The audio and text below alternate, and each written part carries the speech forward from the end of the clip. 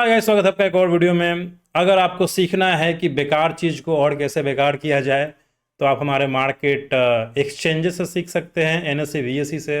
आप market regulator से सीख सकते हैं।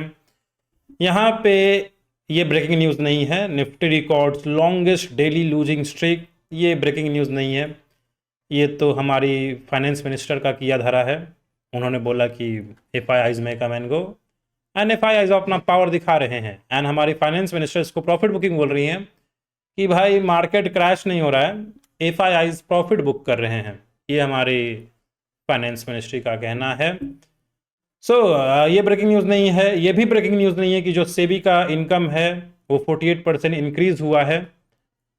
क्या आपका इनकम 48% इंक्रीज हुआ है? खैर, सेबी का तो हुआ है, जो आप सेबी चार्जेस पे करते हैं जब भी आप कोई स्टॉक ऑप्शन ट्रेड करते हैं। ब्रेकिंग न्यूज़ है ये एनएससी। एनएससी ने अपना जो एफएनओ एक्सपायरी होता है निफ्टी का, बैंक निफ्टी का, मंथली का, वीकली का, वो सबको कर दिया है मंडे को। Very very stupid decision. Monday Saturday Sunday के बाद आता है। सैटरडे संडे को छुट्टी होती है, कुछ भी हो सकता है सैटरडे संडे को। और इससे होगा क्या कि बहुत लोग अब पोजिशनल ट्रेड कैरी नहीं करना चाहेंगे एक्सपायरी तक। जो सेलर्स बायर्स एक्सपायरी तक कैरी करना चाहते हैं, कैरी करते हैं थर्सडे तक, अब वो उनको सोचना पड़ेगा कि भाई बीच में 2 दिन गैप है, 2 दिन में कुछ भी अनसर्टेन हो सकता है, एंड वो डरेंगे अपना पोजीशन कैरी करने से। मैं आपको ये भी बताऊंगा कि क्यों कर रहे हैं। बहुत ही लॉजिकल रीज़न है इसके पीछे कि भला थर्सडे को छोड़ के मंडे को क्यों करना चाहेंगे, जब 2 दिनों के बाद मार्केट बहुत अनसर्टेन होता है, कुछ भी हो सकता है, बड़ा गैप डाउन, बड़ा गैप अप। उस दिन ये लोग एक्सपायरी क्यों कर रहे हैं? इसके पीछे का लॉजिक बहुत ही सिंपल है मेरे हिसाब से। अब ये कोई इन्होंने बोला नहीं है, बट ये अप्रैल 4 से होने वाला है। और ये तब हो रहा है जब नए आपके सेबी चीफ आए हैं, पांडे जी। सो सबका एक्सपायरी अब मंडे को होगा, जितने भी आप ये इंडाइसिस होते हैं एनएससी के। इसके पीछे बहुत ही एक सिंपल लॉजिक है मेरे हिसाब से।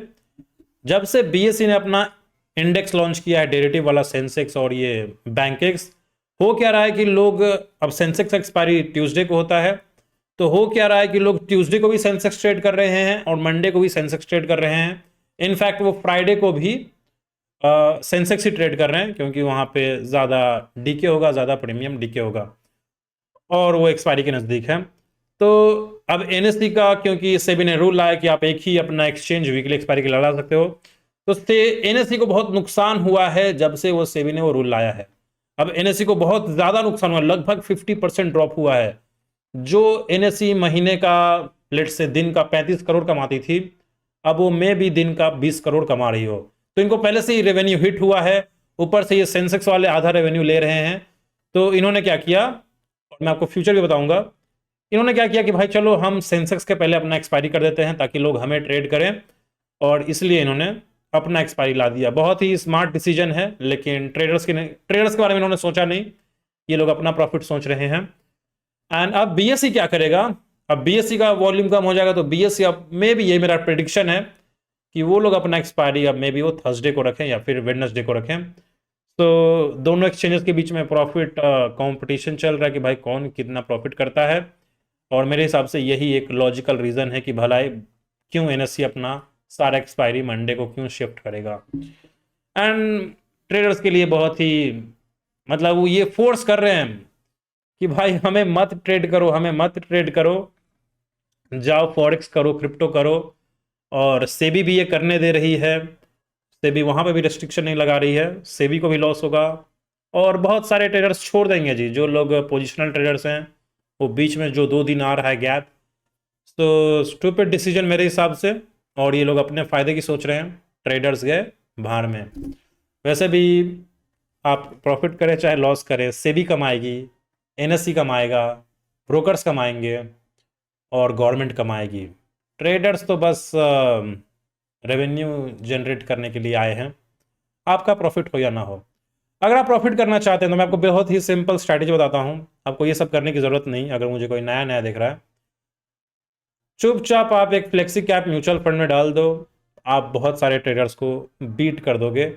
और अगर आप ट्रेड करना ही चाहते हो तो अब आपको मे बी क्रिप्टो और फ्यूचर्स की तरफ जाना पड़ेगा। ना चाहते हुए भी आपको ट्राई कर सकते हैं। और आप ये जो एक्सनेक्स, ये तो इंडिया का है, एक और है एक्सनेक्स, ये फोर्स कर रहे हैं कि मैं यही सब प्रमोट करूं। मैं नहीं चाहता कि एक छोटी सी कंट्री का ये ब्रोकर बहुत सारा प्रॉफिट करे, बट हमारा गवर्नमेंट, हमारी सेबी, हमारी एक्सचेंजेस वो फोर्स कर रहे हैं कि आप कुछ ऐसा प्रमोट करो। इसका भी लिंक डिस्क्रिप्शन में है, जो 24 घंटे खुला रहता है। यहाँ पे दिक्कत ये होती है कि लोगों को डिपॉजिट में डिफ़िकल्टी होती है, और कभी कभी तो बैंक अकाउंट भी ब्लॉक होता है। आपका क्या कहना है कमेंट सेक्शन में बता दीजिए इन अपने मार्केट को लेके। और मार्केट बहुत ही मंदी में है,